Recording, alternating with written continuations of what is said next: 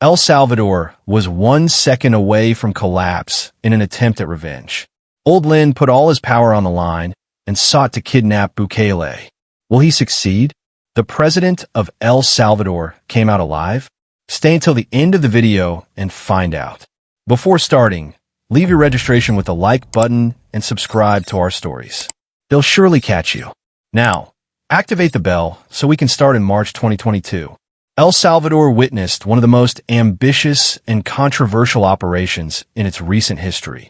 President Najib Bukele's plan to combat gangs, known as the Territorial Control Plan. This operation sought to dismantle the criminal networks that had sown terror in the country for decades. Bukele's strategy was forceful and unprecedented, marked by the militarization of the streets and the implementation of extreme measures to end the violence. The gang situation in El Salvador had reached a critical point.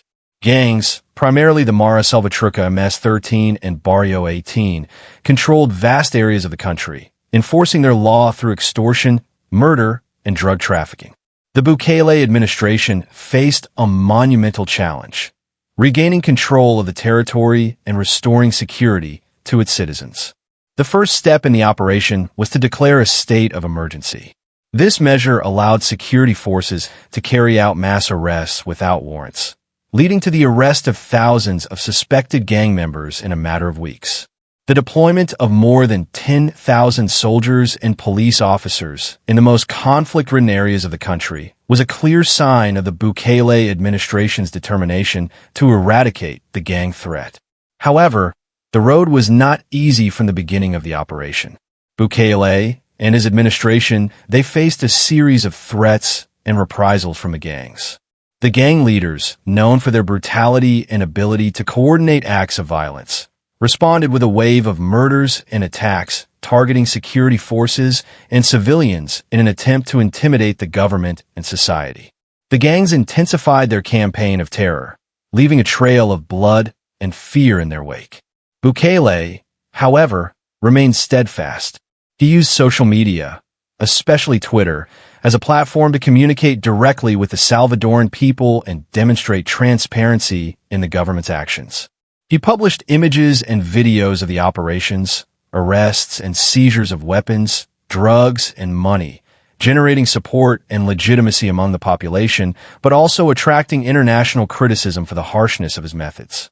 The president also publicly denounced the threats he received, reaffirming his commitment not to back down in the face of intimidation. This stance resonated with many Salvadorans who were tired of living under the yoke of gangs. Bukele's promise to restore security to the country resonated with a citizenry desperate for change. One of the most controversial tactics of the operation was the use of prisons as mass confinement centers for captured gang members. Bukele ordered the construction of new prison facilities and the expansion of existing ones to house detainees. Conditions in these prisons were harsh, with extreme overcrowding and strict security measures to prevent gang members from maintaining communication with the outside world.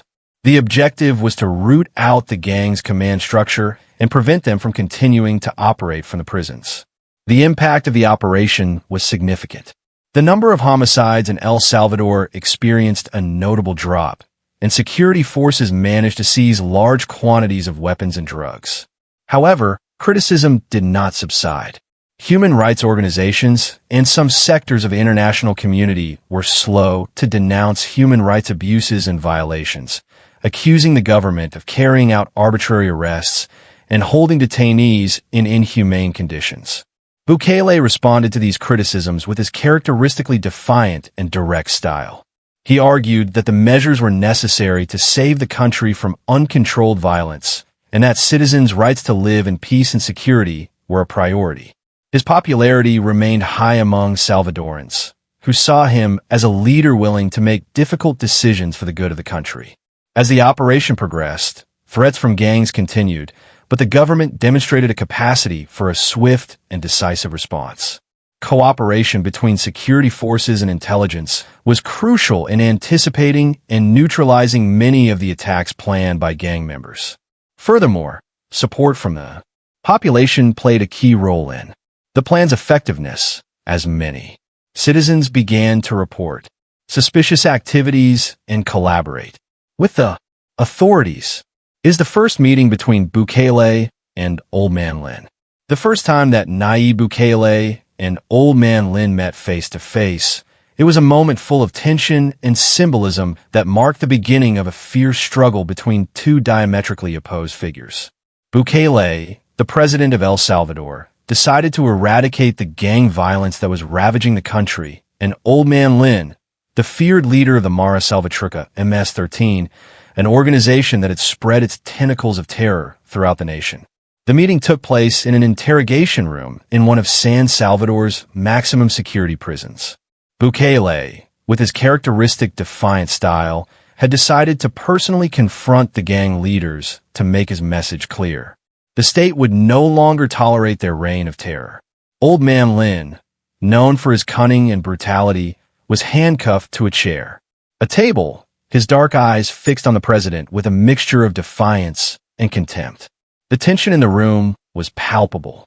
Bukele, dressed casually but with incredible authority, sat down opposite Old Man Lin without looking away. The silence was broken by the president's firm voice. "Do you know why you're here?" he asked without waiting for an answer. "The time of the gangs is over. We're going to take back our country, and you're going to be the example of what awaits all those who choose violence." Old Man Lin, with a sardonic smile, replied in a low but threatening tone. "You don't understand anything, Bukele. You can't destroy what we've built. My men are everywhere. Even in here, you can't catch us all." Bukele didn't let himself be intimidated. "Your time is up, Lin. You can continue believing you're in control, but you'll see how the people rise up.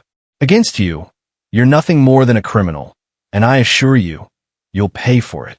Your crimes."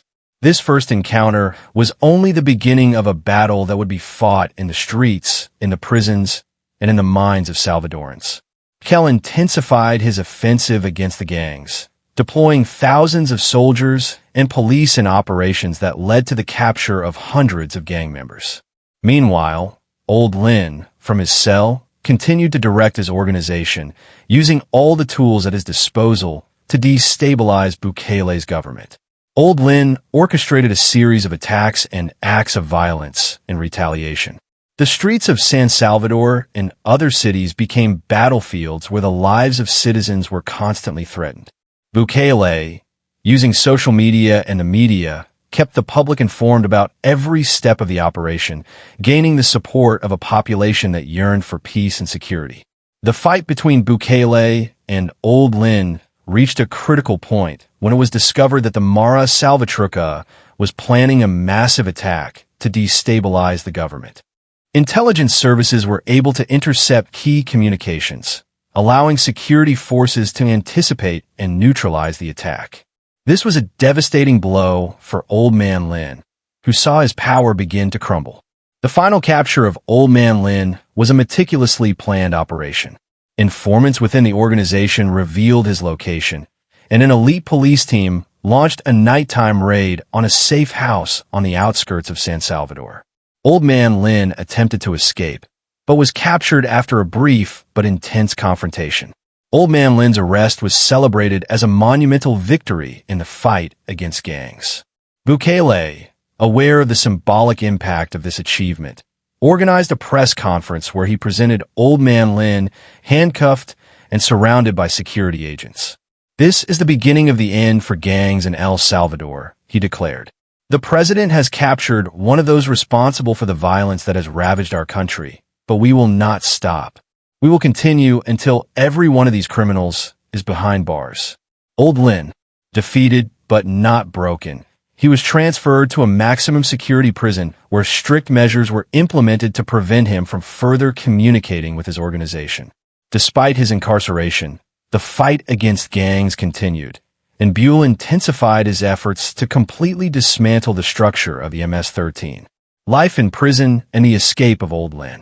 Old Lin, infamous leader of the Mara Salvatrucha gang, found a new kind of battleground after being incarcerated in the cecot terror confinement center.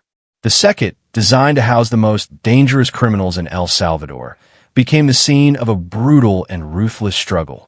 For Lin, The prison was not only a place of confinement, but also a true living hell where torture and abuse were commonplace from the moment Lin crossed the gates of the cecot. The harshness of the place was clear, the extreme security and the brutality of the guards were evident. The prisoners at the cecot were treated with a coldness and violence that left little room for hope. Lin, accustomed to exercising power and authority, now found himself in the opposite position. At the mercy of his jailers and other inmates, the first few weeks at the cecot were the most difficult for Lin. The guards, knowing of his past and his position, decided to make his stay a nightmare.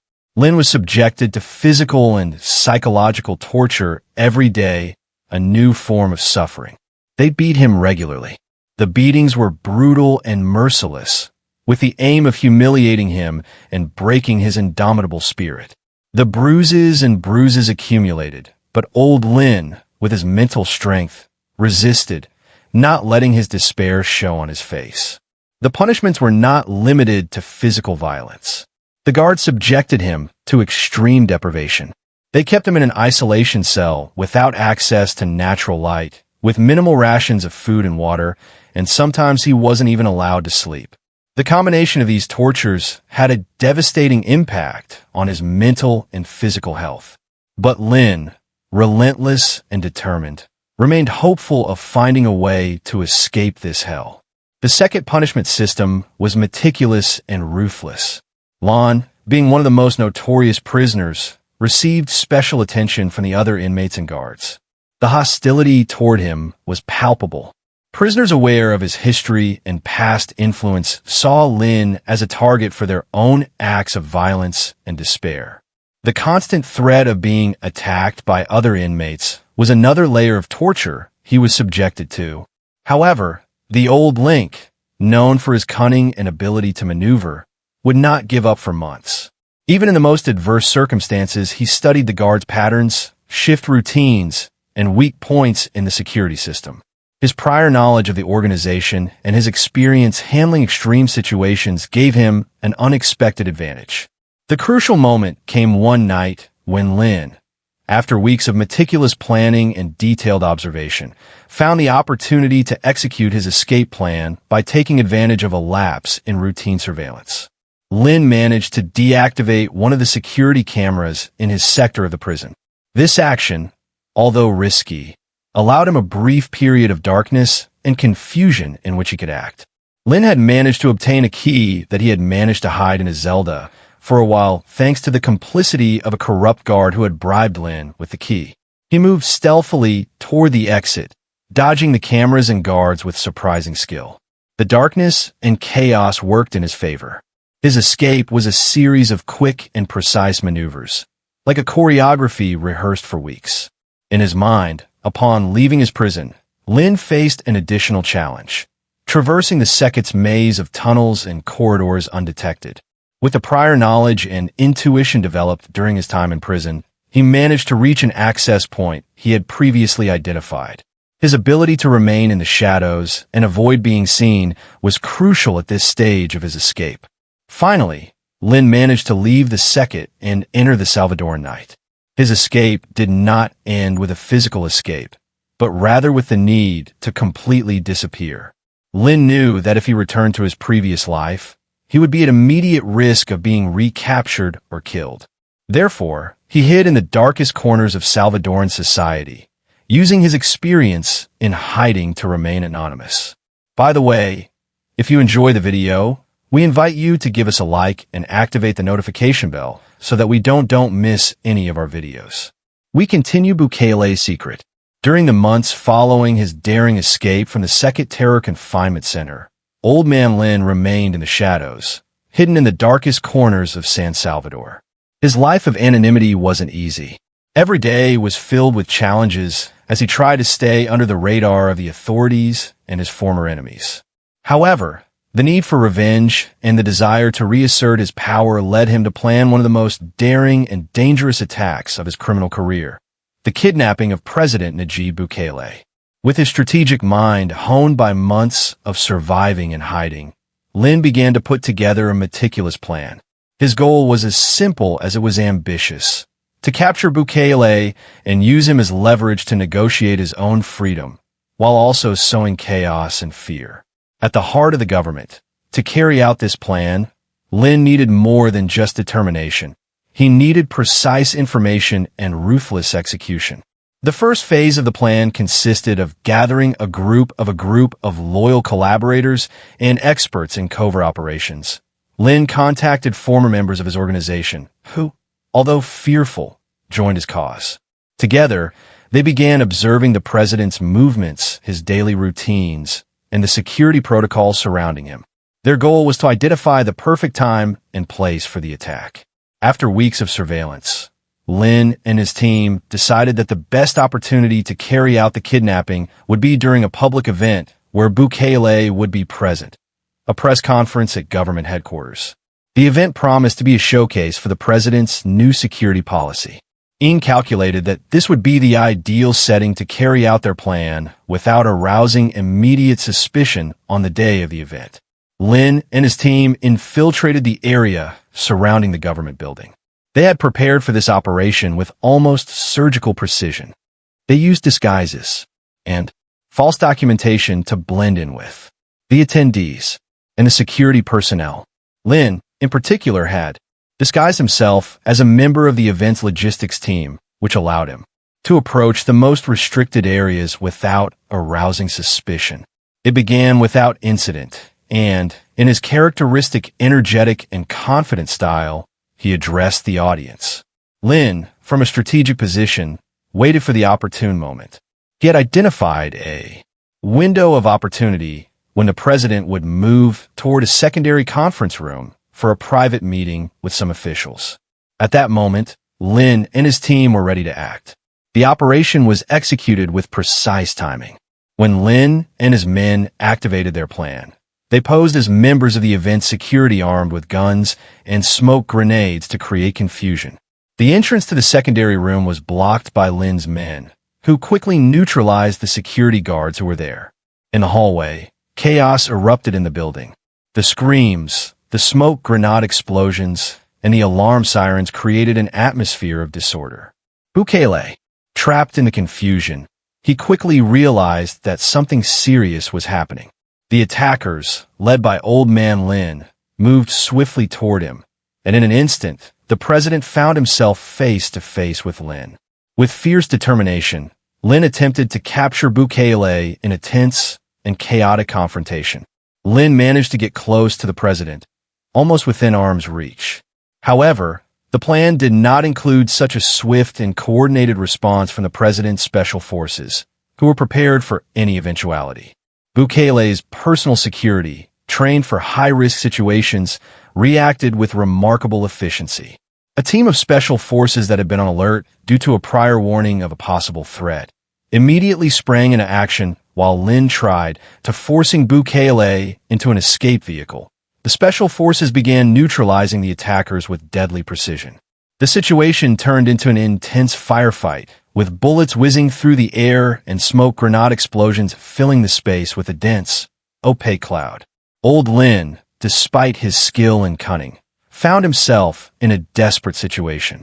The entry of the special forces had shifted the balance of power. Lin, with his plan in ruins, and his reduced team attempted to retreat and escape, but the operation to rescue Bukele was relentless. Lin's men were quickly subdued, and Lin was forced to fight for his life amidst the chaos. Lin managed to leave the room and run toward the emergency stairs, looking for an escape route, but the security net had been deployed so effectively that the chances of escape were drastically reduced. Lin, wounded and confined, realized that his escape had become impossible. Almost impossible despite his desperate attempts to escape. Lin was captured by special forces in the vicinity of the building. His plan, which had been on the verge of success, collapsed under the pressure of a swift and well-coordinated response. Old Lin was arrested and taken back to prison where he would face new security measures and an even harsher punishment system. And so we come to the end of this video. If you liked it, I invite you to give us your like so we can continue making more videos like this one. Also, don't forget to subscribe and activate the bell so you don't miss any of our new videos. I wish you a great day, Until next time.